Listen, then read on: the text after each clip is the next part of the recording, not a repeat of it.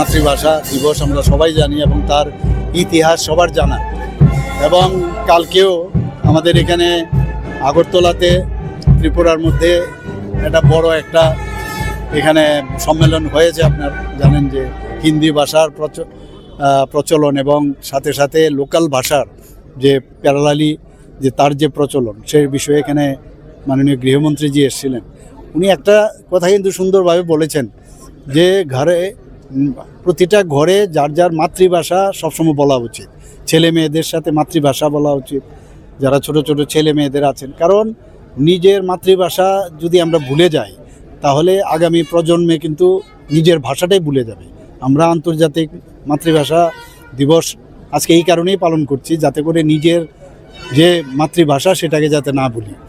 তো আমি আজকের এই মাতৃভাষা দিবস উপলক্ষে, আন্তর্জাতিক মাতৃভাষা দিবস উপলক্ষে সমস্ত ত্রিপুরাবাসী তথা সমস্ত ভারতবাসীকে আমি শুভেচ্ছা দিতে চাই।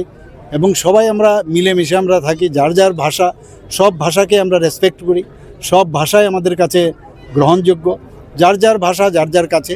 কিন্তু আমি যদি আরেকজনের ভাষা আমি যদি জানি বুঝি তাহলে কিন্তু আমার পক্ষেই সুবিধে। তো সেই চেষ্টাটাও পাশাপাশি চালানো উচিত।